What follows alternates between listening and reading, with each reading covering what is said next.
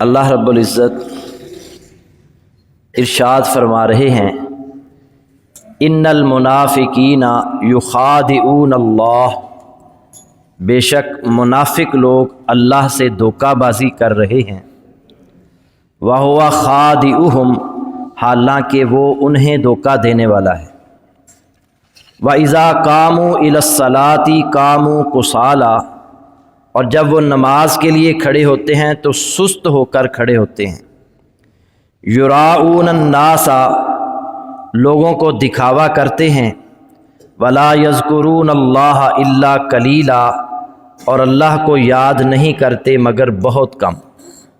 حضرات، کسی بھی کام کو بر وقت اور صحیح رنگ میں انجام نہ دینے کو سستی اور کاہلی کہہ دیتے ہیں۔ اصطلاحی تعریف یہ ہے کہ شریعت اسلامیہ کے کاموں کو سر انجام دینے میں غفلت اور بلا وجہ تاخیر کرنے کو سستی اور کاہلی کہتے ہیں۔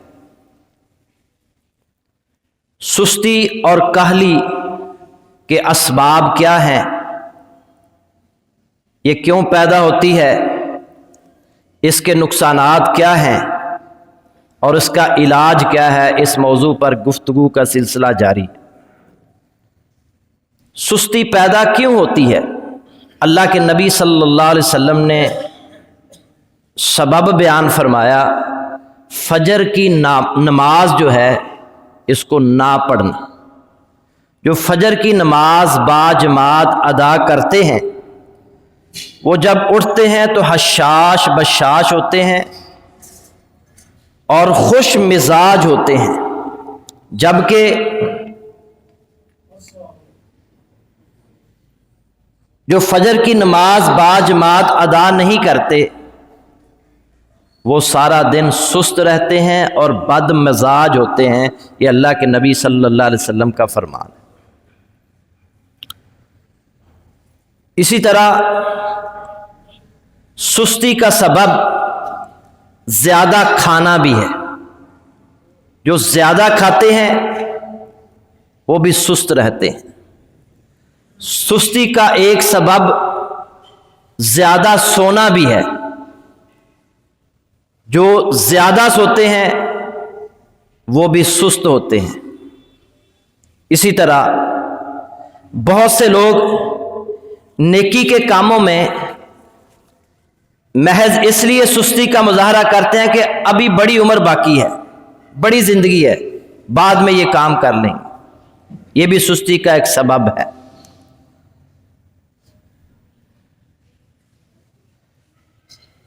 سستی کا ایک سبب یہ بھی ہے کہ کاموں کو اہمیت نہ دینا۔ کر لیں گے کام، یہ کون سا اہم کام ہے؟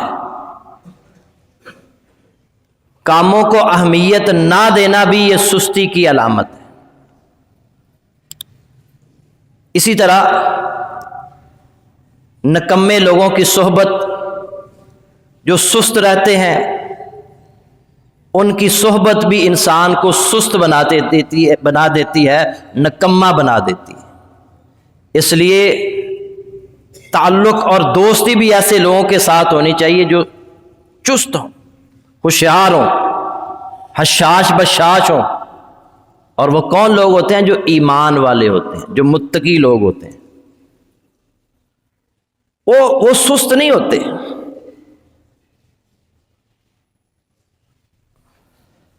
اسی طرح ایک اور سبب جسمانی کمزوری۔ بندہ بیمار ہو نا تو وہ بیماری بھی اس کو سست کر دیتی ہے۔ اگر بیمار ہے تو اس کو چاہیے کہ اپنا علاج کروائے تاکہ سستی ختم ہو۔ نبی صلی اللہ علیہ وسلم کے پاس حضرت اسامہ بن شریک رضی اللہ تعالیٰ عنہ بیان فرماتے ہیں، کچھ اعرابی آئے، بدو آئے، اور انہوں نے نبی صلی اللہ علیہ وسلم سے سوالات کیے، پوچھتے تھے، اللہ کے نبی کیا یہ بھی گناہ ہے؟ کیا یہ بھی گناہ ہے؟ کیا فلاں کام کرنا جائز ہے یا ناجائز ہے؟ پھر آخر میں کہنے لگے اے اللہ کے رسول کیا ہمیں اس بات سے گناہ ہوگا کہ ہم بیمار ہو جائیں اور اپنا علاج کروائیں؟ کیا علاج کروانے سے گناہ ہوگا؟ تو رسول اللہ صلی اللہ علیہ وسلم نے فرمایا تداووا عباد اللہ فإن اللہ سبحانہ لم یضع داء الا وضع معه شفاء الا الحرم۔ ابن ماجہ میں یہ روایت موجود ہے، نبی صلی اللہ علیہ وسلم نے فرمایا تداووا عباد اللہ، اللہ کے بندو شفا کے لیے دوا استعمال کیا کرو۔ فَإِنَّ اللَّهَ سُبْحَانَهُ لَمْ يَضَعْ دَاءً، اللہ سبحانہ و تعالیٰ نے جو بیماری بھی بنائی ہے الا وضع معه شفاءً، اس کی شفا کے لیے دوا بھی بنائی، الا الحرم، سوائے شدید بڑھاپے کی، بڑھاپے کی دوائی نہیں اللہ نے بنائی، باقی ہر بیماری کی دوائی اللہ نے بنائی ہے، تو علاج کرواؤ، علاج کروا کے اپنی سستی اپنی بیماری دور کرو۔ ایک سست مسلمان اللہ کو پسند نہیں ہے۔ اور پھر نبی صلی اللہ علیہ وسلم سے انہوں نے کہا اللہ کے رسول بندے کو سب سے بہتر چیز کیا عطا ہوئی ہے؟ تو آپ نے فرمایا خلق حسن، اچھا اخلاق۔ سب سے بہترین چیز اللہ نے جو بندے کو عطا کی ہے وہ خلق حسن ہے، اچھا اخلاق، یعنی جو بندہ اچھے اخلاق والا ہے وہ بہترین انسان ہے۔ اب آتے ہیں معاشرتی زندگی میں سستی کے چند مظاہر کی طرف۔ بہت ساری صورتیں ہیں لیکن چند ایک صورتیں میں آپ کے سامنے رکھتا ہوں۔ نمبر 1، اللہ کی عبادت میں سستی۔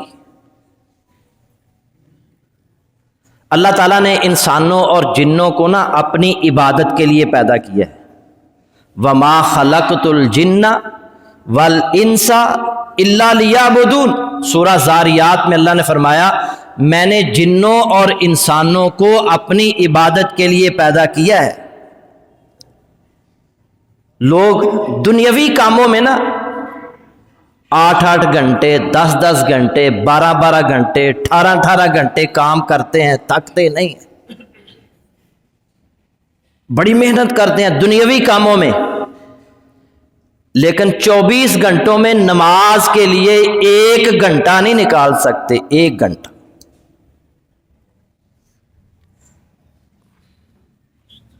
پانچ نمازیں ہیں تو 10 منٹ بھی لگا لینا تو 50 منٹ بنتے ہیں، چلو 1 گھنٹہ دنیاوی کاموں کے لیے اتنی محنت۔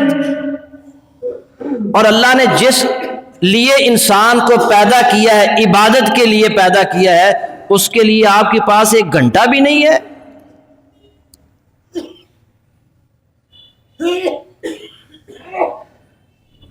حضرت عبداللہ بن عباس رضی اللہ تعالی عنہ فرماتے ہیں، ان کا قول ہے لِكُلِّ شَيْءٍ آفَةٌ، ہر چیز کی ایک آفت ہے، وَآفَةُ الْعِلْمِ النِّسْيَانِ، اور علم کی آفت بھولنا ہے، وَآفَةُ الْعِبَادَةِ الْكَسَلِ، وہ کہتے ہیں عبادت کی آفت سستی ہے، سستی انسان کو عبادت سے دور کر دیتی ہے۔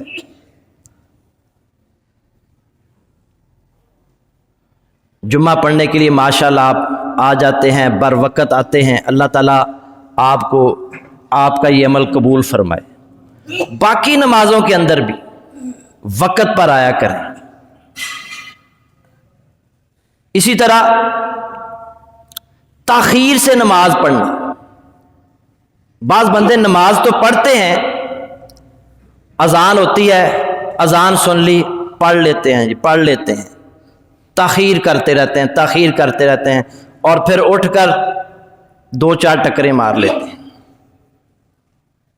فَوَيْلٌ لِّلْمُصَلِّينَ الَّذِينَ هُمْ عَنْ صَلَاتِهِمْ سَاهُونَ، ان نمازیوں کے لیے ہلاکت ہے جو اپنی نماز سے غافل ہیں۔ یہ بھی غفلت ہے، نماز تاخیر سے پڑھنا، سستی۔ بعض لوگ نا باجماعت نماز کو بھی اہمیت نہیں دیتے۔ کئی دفعہ دیکھا ہے مسجد میں نماز کھڑی ہوتی ہے اور امام صاحب تشہد میں ہے، بندے مسجد میں آتے ہیں اور دیکھتے ہیں امام صاحب تشہد میں ہے، چلو ایک کھڑے ہو جاتے ہیں، نماز سلام پھیر لیں گے تو پھر نماز پڑھ لیں۔ یہ طریقہ درست نہیں ہے۔ اپنے آپ کو باجماعت نماز کے اجر سے آپ کیوں محروم کر لیتے ہیں؟ آپ مسجد میں آئے ہیں، نماز کھڑی ہے، چاہے امام تشہد میں ہی ہے، آپ اس کے ساتھ مل جائیں اور نماز باجماعت کا اجر حاصل کریں۔ بعض لوگ نماز تو پڑھتے ہیں لیکن مسجد میں نہیں آتے، گھر میں ہی نماز پڑھ لیتے ہیں۔ مسجد میں آنا، بعض لوگ یہ بھی کہتے ہیں کوئی ضروری نہیں ہے مسجد میں جانا، بلکہ ہمارے ایک استاد ہوا کرتے تھے تو وہ مسجد آتے ہی نہیں تھے۔ وہ کہتے تھے نماز 5 نمازیں پڑھتے تھے لیکن مسجد میں نہیں آتے۔ وہ کہتے ضروری نہیں ہے مسجد میں جانا۔ حدیث سنی اللہ کے نبی صلی اللہ علیہ وسلم کی، عبداللہ بن عباس رضی اللہ تعالی عنہما حدیث کے راوی ہیں، سنن ابن ماجہ میں یہ روایت موجود ہے۔ نبی صلی اللہ علیہ وسلم فرمایا من سمع النداء فلم یأتہ فلا صلاۃ لہ الا من عذر۔ آپ صلی اللہ علیہ وسلم نے فرمایا من سمع النداء، جس شخص نے اذان سنی، فلم یأتہ، پھر وہ نماز پڑھنے کے لیے مسجد نہیں آیا، فلا صلاۃ لہ، اس کی کوئی نماز نہیں ہے، الا من عذر، مگر عذر کی موجودگی میں۔ اس کے پاس کوئی عذر ہے نا، اس کی موجودگی میں جائز ہے، بیمار ہے یا سخت سردی ہے یا بارش ہو رہی ہے، اس کے پاس اگر عذر ہے تو پھر جائز ہے، اگر عذر نہیں ہے فلا صلاۃ لہ، یہ لا نفی جنس کا ہے، کوئی نماز نہیں ہے اس کی۔ یہ رسول اللہ صلی اللہ علیہ وسلم نے فرمایا۔ اس لیے اذان سن کر مسجد میں آنا چاہیے، باجماعت نماز ادا کرنی چاہیے، اس میں سستی کا مظاہرہ نہیں کرنا چاہیے۔ اسی طرح بعض لوگ فرائض کی پابندی کرتے ہیں مگر سنت اور نوافل کی پابندی نہیں کرتے، اس کو اہمیت نہیں دیتے۔ فرائض کی ادائیگی کے ساتھ ساتھ کوشش کیا کریں کہ سنتیں بھی ادا کریں، نوافل بھی ادا کریں، بہت بڑا عمل ہے۔ سیدنا ابو ہریرہ رضی اللہ تعالی عنہ راوی ہیں حدیث کے، رسول اللہ صلی اللہ علیہ وسلم نے فرمایا اللہ فرماتا ہے میرا بندہ جن جن عبادتوں کے ذریعے سے میرا قرب حاصل کرتا ہے ان میں سے کوئی عبادت مجھے اتنی پسند نہیں جس قدر وہ عبادت پسند ہے جو میں نے اس پر فرض کی ہے۔ جو عبادت اللہ نے فرض کی ہے نا، وہ بندہ ادا کرتا ہے تو اللہ اس عبادت کو بہت پسند کرتے ہیں اور اس سے بندہ اللہ کا قرب حاصل کرتا ہے۔ پھر آگے کیا فرمایا؟ میرا بندہ نوافل کے ذریعے سے مجھ سے اتنا قریب ہو جاتا ہے کہ میں اس سے محبت کرنے لگ جاتا ہوں۔ نوافل کے ذریعے آپ نوافل پڑھیں، سنتیں پڑھیں، اللہ رب العزت آپ سے محبت کرنے لگ جاتا ہے، محبت کرنے لگ جاتا ہے۔ پھر فرمایا اللہ فرماتا ہے جب وہ نوافل ادا کرتا ہے، سنتیں ادا کرتا ہے، میں اس سے محبت کرنے لگ جاتا ہوں، پھر میں اس کا کان بن جاتا ہوں جس سے وہ سنتا ہے، میں اس کی آنکھ بن جاتا ہوں جس سے وہ دیکھتا ہے، میں اس کا ہاتھ بن جاتا ہوں جس سے وہ پکڑتا ہے، میں اس کا پاؤں بن جاتا ہوں جس سے وہ چل کر جاتا ہے۔ اور پھر آگے کیا فرمایا؟ اگر وہ مجھ سے مانگے تو میں اسے دیتا ہوں۔ اب یاد رکھیں اس کا مطلب کیا ہے؟ کہ میں اس کا کان بن جاتا ہوں جس سے وہ سنتا ہے، میں اس کی آنکھ بن جاتا ہوں جس سے وہ دیکھتا ہے، میں اس کا ہاتھ بن جاتا ہوں جس سے وہ پکڑتا ہے، میں اس کا پاؤں بن جاتا ہوں جس سے وہ چلتا ہے۔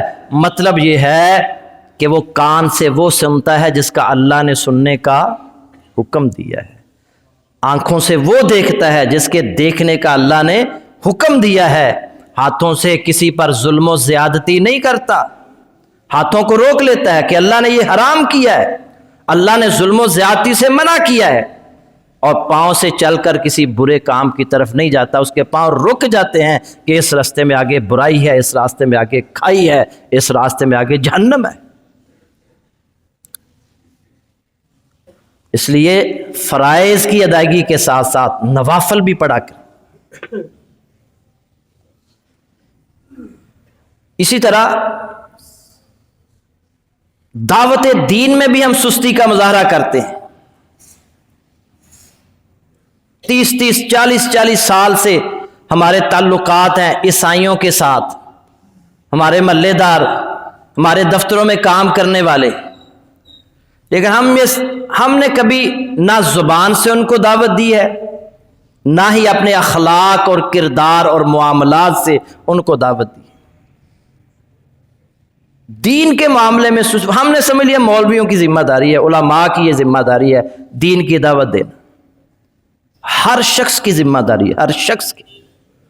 نبی صلی اللہ علیہ وسلم کا فرمان ہے، عبداللہ بن عمر رضی اللہ تعالی عنہما حدیث کے راوی ہیں، نبی صلی اللہ علیہ وسلم نے فرمایا بلغوا انی ولو آیہ، میرا پیغام لوگوں کو پہنچاؤ اگرچہ وہ ایک آیت پر مشتمل ہو، ایک آیت بھی میری تم تک پہنچی ہے، ایک حدیث بھی میری تم تک پہنچی ہے، اسے آگے پہنچاؤ۔ ہر شخص کی ذمہ داری ہے۔ دنیاوی کاموں میں نا ہم بڑے سمجھدار ہیں، لوگوں کی خیر خواہی بھی بعض اوقات کر دیتے ہیں۔ اکثر آپ نے دیکھا ہوگا ایک بندہ موٹر سائیکل پر جا رہا ہو، اس نے سٹینڈ نہ اٹھایا ہو تو ہر بندہ کہے یار اس سٹینڈ اٹھا لو۔ کسی کی لائٹ سامنے جل رہی ہو، سب بندے کہیں گے یار لائٹ بند کر لو۔ یہ خیر خواہی ہے نا جی، کہ کہیں گر نہ جائے، کہیں اس کا نقصان نہ ہو جائے۔ لیکن ایک بندہ ہم دیکھ رہے ہیں جہنم کی طرف جا رہا ہے، غلط کام کر رہا ہے، گناہ کر رہا ہے، شرک کا مرتکب ہو رہا ہے، ہم نے کبھی اس کو اس سے روکنے کی کوشش ہی نہیں کی۔ ہمارے ذہن میں کبھی یہ خیال نہیں آیا کہ میں جنت میں جا رہا ہوں اور یہ جہنم میں جا رہا ہے، اس کو جہنم سے بچانا بھی میری ذمہ داری ہے۔ اس معاملے میں بھی سستی نہ کریں۔ آپ تک اللہ کے نبی کی کوئی ایک بات بھی پہنچی ہے اسے آگے پہنچائیں، آگے پہنچائیں۔ اور آپ کے کہنے سے اگر وہ ایمان لے آیا، آپ کے کہنے سے اس نے وہ غلط کام چھوڑ دیا، آپ کے کہنے سے اس نے نماز شروع کر دی، آپ کے کہنے سے اس نے زکوٰۃ دینا شروع کر دی، جتنا اجر اسے ملے گا اتنا ہی اجر آپ کو بھی ملے گا، حدیث سے ثابت۔ اسی طرح نا دین کا علم حاصل کرنے میں بھی ہم بڑے سست ہیں۔ اخبار پڑھنے پر بیٹھ جائیں تو ایک بندہ ایک دن میں کئی اخباریں پڑھ لیتا ہے، پوری اخبار، پورے کالم، کتابیں، اتنی موٹی کتابیں پڑھتے ہیں، قرآن نہیں پڑھتے، قرآن کی طرف ہماری توجہ نہیں ہے۔